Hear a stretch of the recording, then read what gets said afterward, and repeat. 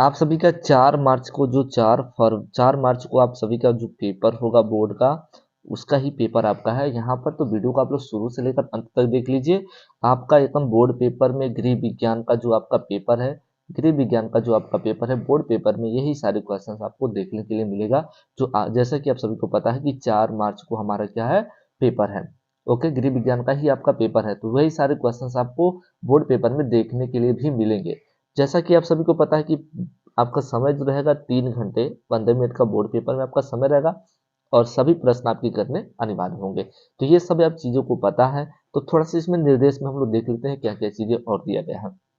कह रहा है इस प्रश्न के 2 खंड होंगे, खंड अ होगा और खंड ब होगा। खंड अ में 1 अंक के 20 बहुविकल्पी प्रश्न होंगे, जिसको आपको OMR उत्तर पत्रक पर क्या करना होगा, भरना होगा। ओके, मतलब 1 नंबर के आपके 20 बहुविकल्पी प्रश्न होंगे, जो आपके OMR करके ऐसे 4 ऑप्शन करके आपका देगा। ठीक है ना, मान लीजिए बी वाला ऑप्शन से है, तो इसको ऐसे आपको क्या करना होगा, OMR शीट पे आपको भरना होगा। बिल्कुल यहाँ से ही सारे क्वेश्चंस आपको बोर्ड पेपर में देखने के लिए मिलेगा, पूरा वायरल पेपर ही है, समझ लीजिए। उसके बाद कह रहा है खंड अ के प्रत्येक प्रश्न का निर्देश पढ़कर केवल प्रदत्त OMR उत्तर पत्रक पर ही आपको देना है।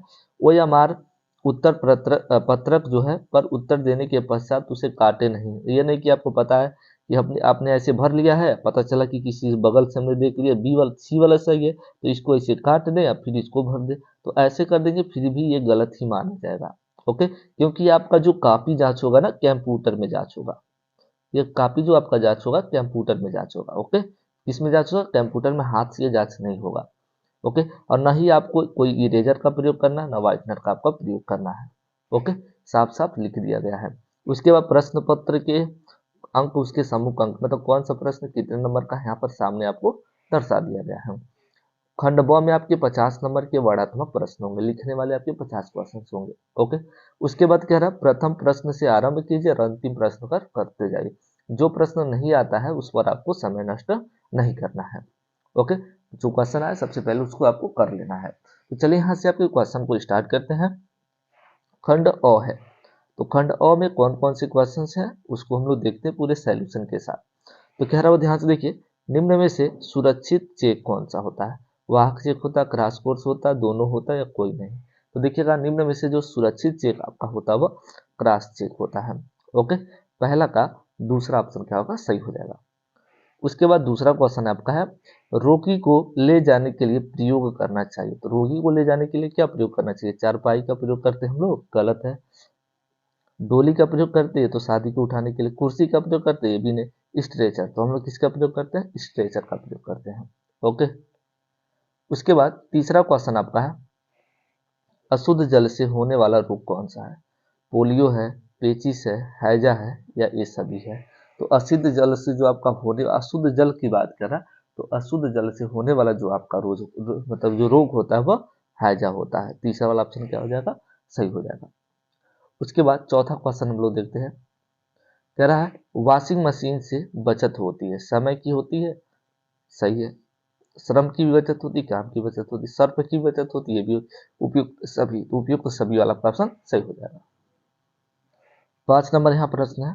5 नंबर प्रश्न को देखते हैं हम लोग। जिन लोग चैनल पर पहली बार आए ना, चैनल को जरूर सब्सक्राइब कर लो, और हमारे टेलीग्राम चैनल से आप लोग जरूर जुड़ जाइएगा, क्योंकि टेलीग्राम चैनल पर ही आपको सब चीज़ पेपरों पर, मतलब बोर्ड पेपर में जो भी वायरल पेपर होगा और भी, तो वो हमारे टेलीग्राम चैनल पे ही आपको प्रोवाइड किया जाएगा। ओके, तो टेलीग्राम को जरूर आप लोग ज्वाइन कर लीजिए, वीडियो के डिस्क्रिप्शन बॉक्स में उसका लिंक दे देंगे, वहां से आप लोग ज्वाइन कर लेंगे। ओके, तो चैनल को भी सब्सक्राइब जरूर कर लीजिए, ताकि जैसे मैं इंपॉर्टेंट वीडियो अपलोड करूँ आप तक सबसे पहले नोटिफिकेशन पहुंचे। तो देखिएगा, 5 नंबर क्वेश्चन है, ठंडे स्पंज में क्या प्रयोग करना चाहिए। बर्फ का प्रयोग, पानी का, बर्फ का या ताजा पानी या घुली हुई बर्फ का पानी। तो देखिएगा, ठंडे स्पंज में हमें जो होता है, हमें बर्फ का पानी का क्या करना चाहिए, इस्तेमाल करना चाहिए, बर्फ का पानी का इस्तेमाल करना चाहिए। ऑप्शन नंबर ए क्या हो जाएगा, करेक्ट हो जाएगा।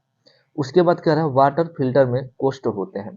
तो वाटर फिल्टर जो होता है उसमें कोष्ठों की संख्या कितनी होती है, 1 होती है, 2 होती है, 3 होती है, या 4 होती है, क्या होता है। तो देखिएगा, जो आपका वाटर फिल्टर में कोष्ठों की संख्या होती है वो 4 होती है। ओके, चौथा ऑप्शन क्या हो जाएगा, करेक्ट हो जाएगा। नेक्स्ट क्वेश्चन देखते हैं हम लोग। नेक्स्ट क्वेश्चन देखते हैं हम लोग कौन सा है आपका। उसके बाद यहाँ से देखते हैं हम लोग, 7 नंबर क्वेश्चन आपका है, करम मोती झरा का संप्राप्ति काल है।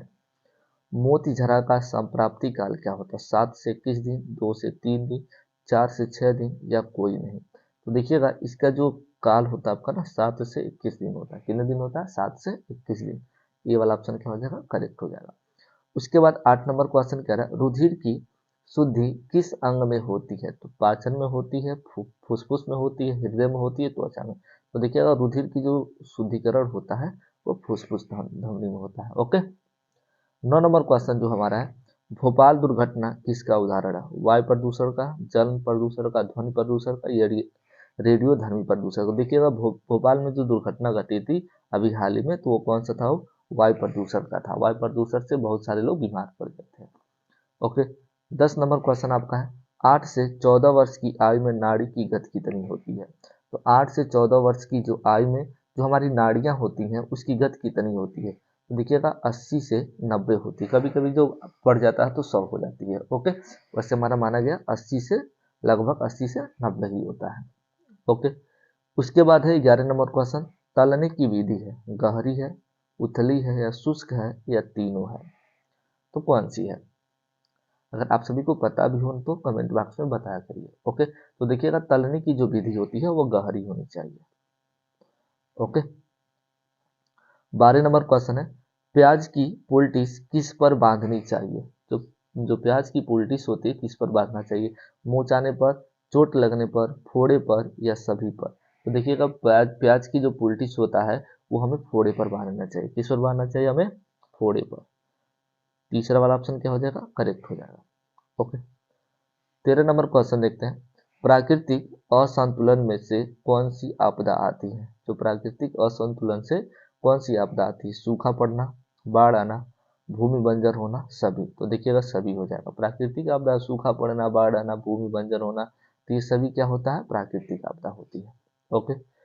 14 नंबर क्वेश्चन है, सूती तंतु प्राप्त होती है, सूती तंतु जो होता प्राप्त होती है रसायनों से, पशुओं से? रसायनों से तो होती नहीं है ना, तो पशुओं से होती है, वनस्पत से। तो वनस्पत से हमारा क्या होता है? सूती क्या होता है? तंतु हमें प्राप्त होता है। ओके। उसके बाद 15 नंबर हमारा क्वेश्चन है, क्षय रोगी के भोजन में किसकी मात्रा अधिक होना चाहिए? तो क्षय रोग का रोगी होता है तो उसे किस प्रकार का भोजन अधिक देना चाहिए? प्रोटीन देना चाहिए उसे, कि वसा देना चाहिए, कि कार्बोज देना चाहिए, विटामिन देना चाहिए? तो देखिएगा जो क्षय रोग के जो रोगी होते हैं, ठीक है ना, उसको प्रोटीन की मात्रा क्या होनी चाहिए? अधिक देनी चाहिए। ओके। उसके बाद 16 नंबर क्वेश्चन है हमारा, आदर्श बजट माना जाता है, आदर्श बजट माना जाता है, किसमें माना जाता है? संतुलित में, घाटे का, बचत का या कोई नहीं? देखिएगा जो हमारा संतुलित आदर्श बजट होता है वह बचत का बजट होता है। किसका होता है? बचत का होता है। ओके। सी वाला ऑप्शन क्या हो जाएगा? करेक्ट हो जाएगा। नेक्स्ट क्वेश्चन हम लोग देखते हैं। तो देखिएगा नेक्स्ट क्वेश्चन हमारा है 70 नंबर, कर चेचक रोग फैलता है, चेचक रोग फैलता है। तो चेचक रोग किसके द्वारा फैलता है? जल द्वारा फैलता है, रक्त द्वारा फैलता है, वायु द्वारा या भोजन द्वारा? तो देखिएगा चेचक जो रोग होता है हमारा वो वायु द्वारा क्या होता है? फैलता है। किसके द्वारा फैलता है? वायु द्वारा हमारा क्या होता है? फैलता है। उसके बाद 18 नंबर क्वेश्चन है, भोजन कक्ष की देसी शैली में खाते समय खाना रखने के लिए कक्ष में होना चाहिए, क्या होना चाहिए? कुर्सी का गलत है, मेज का गलत है, ये भी छोटी चौकी, ये भी गलत है, पाटा का प्रयोग करना चाहिए। किसका? पाटा का। चौथा वाला ऑप्शन क्या होगा हमारा? सही हो जाएगा। 19 नंबर क्वेश्चन है, शरीर की बाह्य सतह पर पाए जाने वाले कंकाल को कहते हैं। तो शरीर की बाह्य सतह होती है उस पर क्या हमारे बाह्य सतह को, कंकाल को हम लोग कहते क्या है? बाह्य कहते हैं, अंतःकाल कहते हैं, या अस्थिकाल कहते हैं, या सभी कहते हैं? क्या कहते हैं इसको? तो देखिएगा इसको हम लोग बाह्य कहते हैं। क्या कहते हैं? बाह्य। उसके बाद कह रहा है 20 नंबर प्रश्न, श्वास गति व नाड़ी गति में संबंध होता है, एक संबंध है 4 का। देखिएगा ये हमारा राइट आंसर हो जाएगा। एक संबंध है 4 का हमारा क्या होता है? श्वास गति व नाड़ी की गति में हमारा संबंध होता है। अब हम लोग देखेंगे खंड ब, जो आपको याद करना है। बोर्ड पेपर में यही सारे क्वेश्चन आपको देखने के लिए मिलेगा बाबू, तुरंत क्वेश्चन देखो और सभी को याद कर लो। कह प्रश्न संख्या 21 से 26 तक अति लघु उत्तरीय प्रश्न है। उसके बाद आपके प्रत्येक प्रश्न के उत्तर अधिकतम आपको 25 शब्दों में लिखना है। कितने शब्दों में? 25 शब्दों में ही आपको लिखना है। ओके, तो यहाँ से 21 नंबर प्रश्न कह रहा है आपका लचीले बजट से क्या तात्पर्य है, तो इसको आप लोग तुरंत याद कर लो। उसके बाद 22 नंबर क्वेश्चन कह रहा है ओजोन परत का क्या महत्व है, इसको याद कर लेना, वो बोर्ड पेपर में आप सभी का आएगा, तुरंत इन सभी क्वेश्चन को याद करो। 23 नंबर क्वेश्चन आपका है नाप लेने की 2 विधियों के नाम बताइए। उसके बाद 24 नंबर क्वेश्चन है मोच किसे कहते हैं। देखो और सारे क्वेश्चन याद करो। खड़े होकर भोजन पकाने से क्या लाभ होता है, आपको 25 शब्द में लिखना, ज्यादा बहुत बड़ा नहीं लिखना। ओके, ठंडी सेक की विधियां बताइए, तो इसको 25 शब्द में आपको लिखना था। ये सारे क्वेश्चन आपके 2-2 नंबर के हैं, कितने नंबर के हैं, 2-2 नंबर के हैं, और टोटल आपके 12 नंबर के हैं। ओके, उसके बाद यहाँ पर कह रहा है निर्देश संख्या 27 से 31 तक लघुत्तरी प्रश्न है, और प्रत्येक प्रश्न का अधिकतम उत्तर आपको 50 शब्दों में क्या लिखना है। 4 प्रश्न आपके होंगे, 5 प्रश्न होंगे, सभी कितने नंबर के, 4 नंबर के, तो 4 बचे आपके 20 नंबर के सारे क्वेश्चन है। ओके, पहला 27 नंबर प्रश्न कर रहा कार्बोहाइड्रेट और प्रोटीन पोषक तत्व की सुरक्षा के उपाय लिखना है। उसके बाद कह रहा शरीर में जल के कार्य बताना है आपको। उसके बाद 29 नंबर क्वेश्चन कर रहा एक साइकिल का क्रय मूल्य 1600 रुपया है, यदि इसका विक्रय मूल्य कितना हो, 2000 रुपया हो, तो कह रहा है इसका लाभ प्रतिशत क्या होगा। तो सवाल में क्या करता हूँ, लगा देता हूँ, आप लोग लगा लेंगे। ओके, तो क्रय मूल्य यहाँ पर लिखे हैं, सवाल लगा देते हैं। यहाँ पर दिया आपका क्रय मूल्य, क्या दिया आपका क्रय मूल्य, क्रय मूल्य आपका दिया है यहाँ पर 1600 रुपया। तो 1600 रुपये में खरीद रहे हैं इसे, इसका विक्रय कर रहे हैं। विक्रय का मतलब होता है बेचना, विक्रय का मतलब होता है बेचना, इसे आप बेच रहे हैं 2000 रुपये में।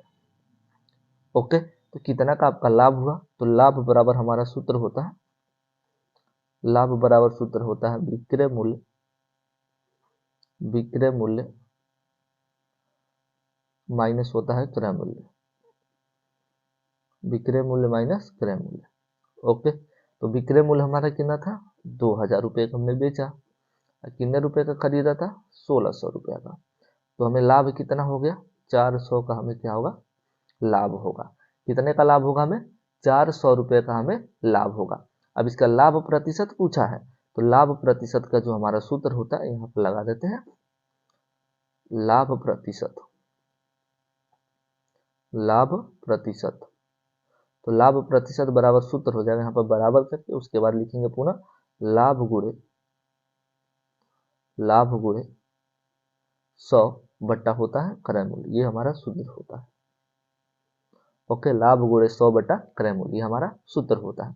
तो लाभ कितने का हुआ, 400 का, क्रय मूल्य कितना है, मतलब 100 हो गया, अब क्रय मूल्य कितना था हमारा 1600, तो 1600 में 2 जीरो से 2 जीरो कट गया आपका। उसके बाद 4 का नम 4 और 4 चौको 16, 100 बट्टा हमारा बचा 4, 4 से काटेंगे इसको, 4 दुनिया 8, 4 बचे 20, तो कितना होगा 25, 25 चौको 100 होता है, तो 25% का हमें क्या होता है, लाभ होता है। कितने प्रतिशत का, 25% का हमें क्या होगा, लाभ होगा।